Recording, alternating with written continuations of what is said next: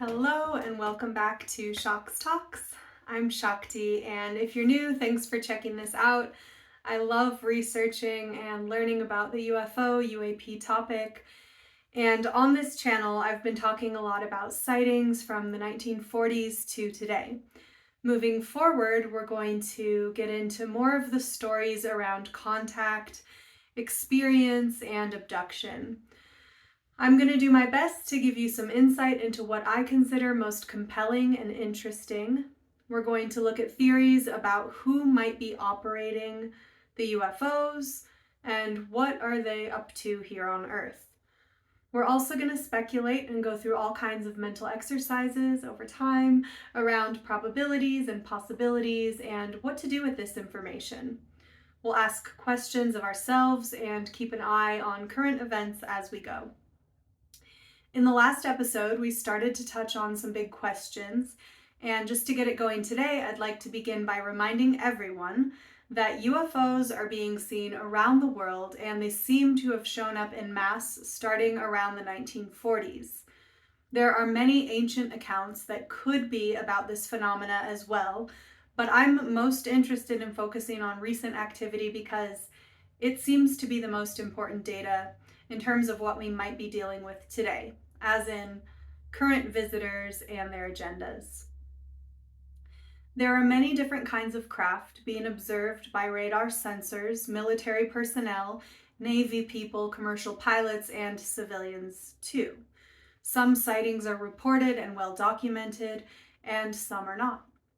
Some have been ongoing mass sightings where craft appear and move around an area for weeks or months. Some are one-time sightings. Some have been school sightings, and some have been highly publicized, while others are still relatively unheard of. Many people have never filed a report about their sightings, and there are efforts now in multiple world governments to dissolve the stigma and gather more information from the public. There is also a new trend towards more transparency than we've seen so far, and this is all very recent in the world of UFOs. The US Congress held a hearing which included testimony under oath by 3 witnesses, David Grusch, David Fravor, and Ryan Graves, on July 26, 2023, and hopefully we'll be having more of those hearings soon and hearing from other witnesses and whistleblowers. The All-Domain Anomaly Resolution Office, or AARO, under the direction of Dr. Sean Kirkpatrick, has launched their new website for reporting, and it's linked below. Here is the director's message from the site's homepage. Welcome to the website for the All-Domain Anomaly Resolution Office, AARO. Our team of experts is leading the U.S. government's efforts to address unidentified anomalous phenomena, UAP, using a rigorous scientific framework and a data-driven approach. Since its establishment in July 2022, AARO has taken important steps to improve data collection, standardize reporting requirements, and mitigate the potential threats to safety and security posed by UAP. We look forward to using this site to regularly update the public about AARO's work and findings, and to provide a mechanism for UAP reporting. So this website is very new and will probably evolve over time because things have been so wishy-washy within our government for so long when it comes to this topic. People aren't feeling too excited about this tiny effort, but it's probably a really good step in the right direction, and only time will tell if this is an important data collection system or not. The mission, as stated on the site, is to minimize technical and intelligence surprise by synchronizing scientific intelligence and operational detection, identification, attribution, and mitigation of unidentified anomalous phenomena in the vicinity of national security areas. So no surprise here, the main message is about national security again. Obviously, those who have been following the research for years might feel that security is maybe not the top priority in terms of figuring out what's going on here, but, and that's because no UFOs have really been aggressive or hostile in all this time. There's one or two reports that I've heard of where military personnel fired at a UFO, and I think in one of the cases the UFO fired back some kind of laser weapon, but it's not a common occurrence so far, at least. And this doesn't mean they won't ever attack. We don't know what their intentions are. But the real risk right now is that people operating in the airspace who come across these unexpected objects are caught off guard during trainings and flights. And on top of this, they are shamed, ridiculed, attacked, and often fear losing their jobs if they dare to report this very real and physical phenomena. So that's the main issue here, in my mind at least. And for now, we really need to continue to dissolve the stigma, really create the transparency that everyone is asking for, and put our minds together so that we can figure out what's going on to the best of our ability. So, according to the site, AARO will be accepting reports from current or former U.S. government employees, service members, or contractors with direct knowledge of U.S. government programs or activities related to UAP dating back to 1945. These reports will be used to inform AARO's congressionally directed historical record report. We will announce when a reporting mechanism is available for others to use. So right now, this is not for civilians yet. If you are a civilian reporting, you can always go to MUFON, the Mutual UFO Network. It's been going since 1969, and I have linked their site below as well. So today is September 12th, 2023, and last I heard, there is a hearing going on today in Mexico's government, similar to the one held in the US, and I'm looking forward to reading the reports and listening to what people have to say about that later on, and then I'll get into that and some recaps of what I find out in the next episode. I also just watched a really good video on YouTube on the American Alchemy show by Jesse. I think the last name is Michaels. It's Michels or Michels, I'm not sure. But anyway, this is an interview with David Grusch. It just came out a few days ago. I'm linking that below as well, and I hope you'll check it out. It was validating to hear them talk about major events we've been covering on this channel, and they get into some speculation towards the end of the piece. They even bring up the book UFOs and Nukes by Robert Hastings, which I covered in the last episode.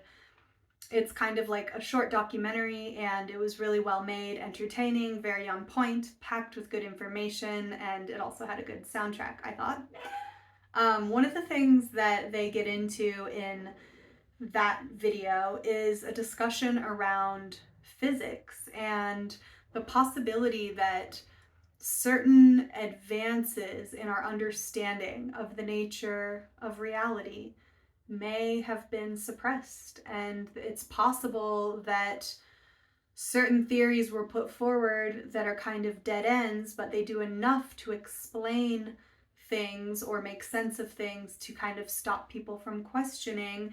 And one of the theories that they bring up in this way is string theory. So I found that really interesting because I always felt like, I mean, I'm not an expert on string theory, but when I did start looking into it, I did feel like this isn't doing it for me. This isn't enough. This doesn't feel quite right. So I liked that little part of the conversation, and it was just something interesting to contemplate. Like, is there science that's even being withheld from us? It's very possible.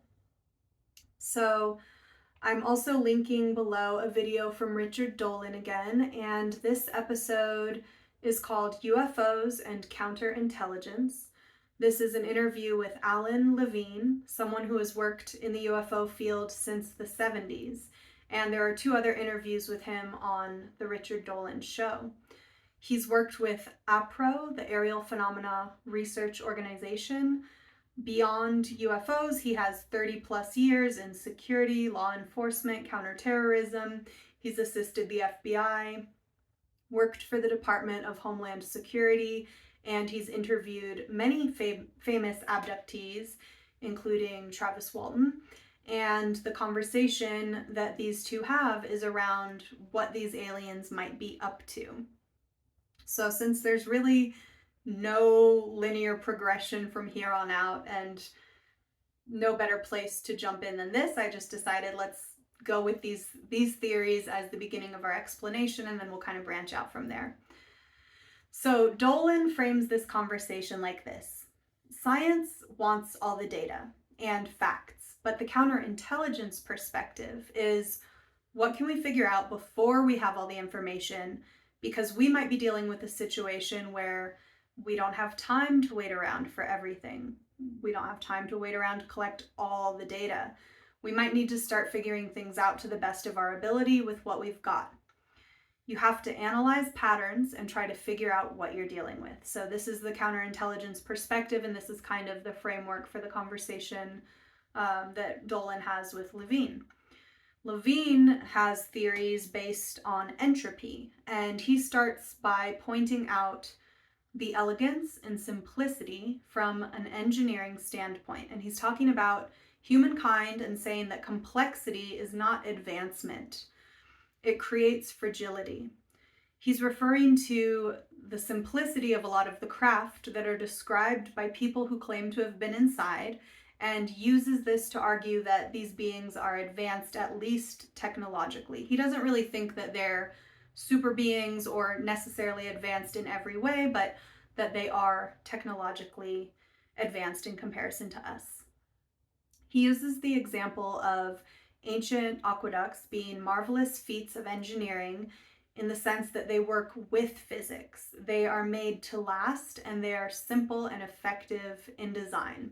He contrasts this with the CERN particle accelerator, something so complex it's almost funny looking, and if one tiny wire is out of place, the whole thing is compromised. This is important to notice because from an engineering standpoint, again, complexity equals vulnerability. The more components you have, the more chances there are for a thing to go wrong. And humankind is creating so much complexity. It indicates entropy and imminent decline in his mind. So he's kind of rambling on about all of this because he believes that humanity is nearing a big moment of downsizing and a reimagining of society after that. Many people in the UFO field think that aliens might be here to monitor us because of our advanced technology. Lavigne actually sees us as pretty convoluted and imagines that the interesting show that the visitors are here to watch is more like the moment of transition we're about to enter into, which might include the loss of many human lives. Some of this is just due to our choices, perhaps climate change and the massive decline in birth rates we are seeing worldwide in recent years. But Lavigne also believes that we're very special in terms of our DNA, and that the alien races studying us are very concerned with preserving and analyzing our DNA. The most special quality of our DNA is our ability to adapt, especially to our environment. So even though, for example, our whole planet is now flooded with BPAs and other toxic particles, there are some human bodies that are learning to adapt and deal with these toxins. He predicts that these types of people will be the ones to continue on after the downsizing, whatever natural disaster or whatever else may occur. We have always adapted to our environment, and that makes us interesting and robust. So this is like one reason that these visitors might be observing us, taking samples, and all the rest of it. When it comes to our weapons, satellites, food chains, and all technologies, we've moved more and more in the direction of complexity, and much of what we have become dependent on relies heavily on supply chains and so many vehicles transporting things, etc.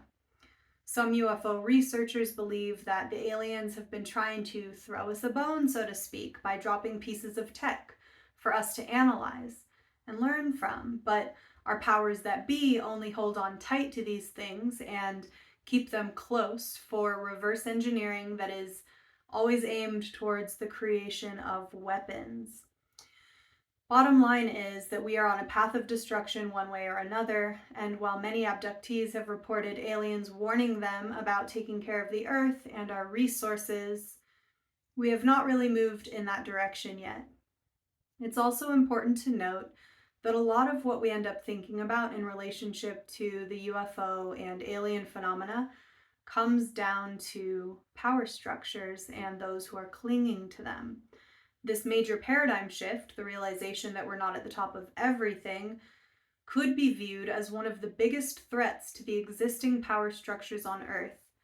And maybe that's why I find this topic so exciting.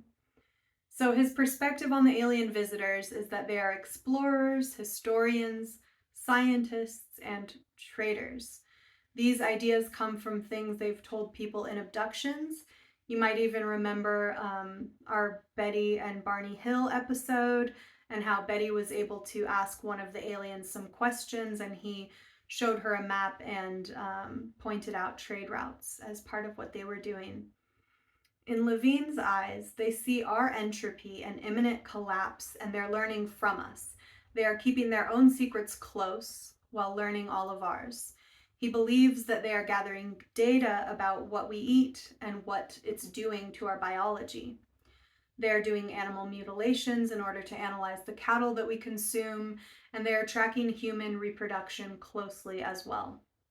And this is all based on people's accounts of their abduction experiences. So, it's anecdotal evidence, but it's something that has to be considered while we are trying to develop an understanding of what's going on. So, in conjunction with hard scientific data, radar, sensor data, and all the rest of that, and really credible reports from professionals in the military and those types of things, we have to also look at this other side of it, which is a little bit mushier, you could say, but also very important. And there's a lot of stories of these things happening to people, and it just doesn't really make sense that so many people would be completely making it up.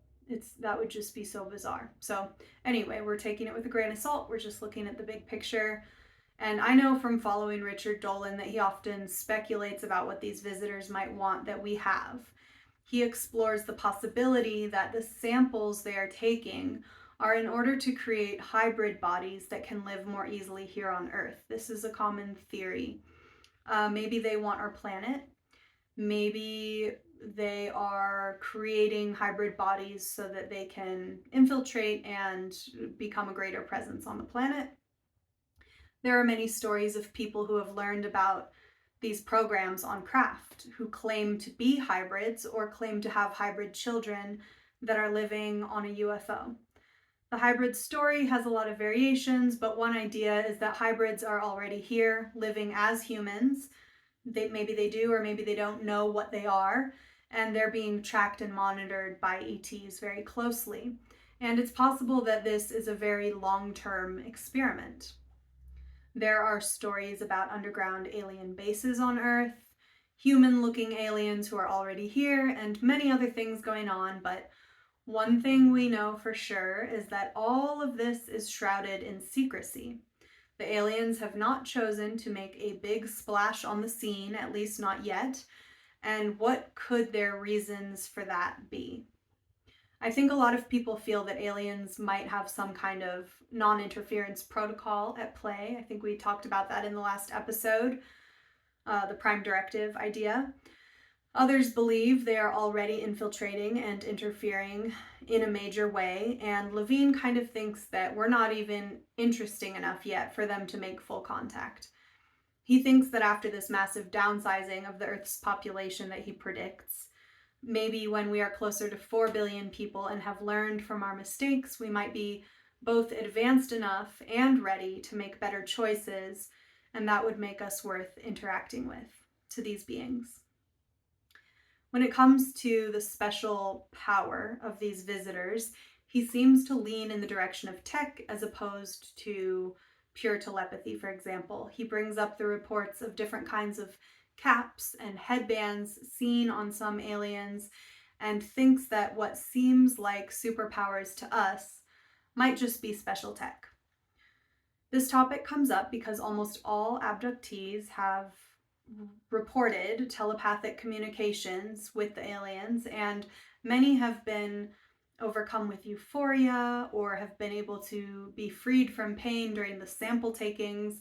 And as a result, many humans end up viewing these beings as superior in some magical kind of way. Lavigne thinks that all magic becomes mundane with explanation. I will throw in a note here about telepathy, although it is possible that these beings are using tech and perhaps enhancing telepathic abilities through tech. I'd argue that all humans are capable of telepathy based on the research and development around remote viewing, which we talked about in an earlier episode and will continue to explore. Perhaps telepathy is a common language among others off-world that we are just beginning to learn or remember here on Earth. So in terms of the behavior patterns, when we look at the big picture of abductions, we're seeing a lot of what appears to be science, similar to the science we do on animals, and observation with varying degrees of interference. We are seeing a consistent and possibly growing presence of the craft all around the Earth. And I forgot to mention this earlier, but on the AARO website I linked below, there's a UFO heat map. So you can check that out. There are hotspots on both coasts of the US and areas in the Middle East, as well as China on the coast near Japan. So this is a tip of the iceberg look at one conversation around what these visitors are doing here. Just seemed like an interesting place to jump in. There are many books we're going to explore together as well, and many other abduction cases, but before we leave today, I just want to revisit the fear factor.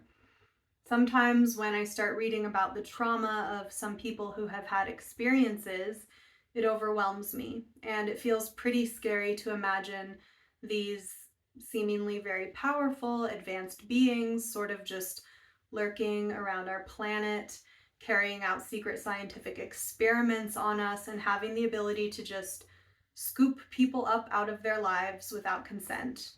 But I remind myself that we are already living with so many threats every day. We don't allow every bad thing that could happen to stop us from living, and we need to move forward in the same way when it comes to all of this. And I don't think we should let the fear stop us from looking as closely as possible to everything that's being presented around this topic. It can help to look at the big picture of our lives, to focus on whatever peace we do experience, and to proceed with a rational, calm, and critical mindset. We drive our cars every day knowing that we could crash, we eat toxic foods, and carry out all kinds of destructive activities, and we're not in control of everything, like it or not. We have a lot to be afraid of, but fear is not a great life path in my experience, and love and courage are the antidotes. For some people, a spiritual framework feels supportive, and that's what works for me. This is also common among many experiencers. After having gone through anomalous trauma, people have to find a way to keep going, and often it's a spiritual philosophy or even religion for some. We've all been through some gnarly shit in life, and we're still here.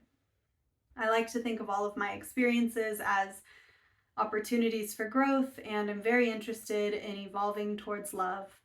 To me, life is constant change, and I aim for constant improvement over time, whatever that means. And there's always new ways to look at it, but when I think of all the love I've received, created, and shared, it gives me courage. It's the same thing that motivates me to want to take care of our planet and to find more solutions for more people to thrive and just even survive. I definitely face fear on a regular basis, and when it comes to this topic and my research, I face it all the time. But I feel so compelled to keep listening, learning, and thinking about it all for some reason. If you feel that way too, I hope to continue this journey of exploration with you in the next episode. Thanks again for taking the time to listen.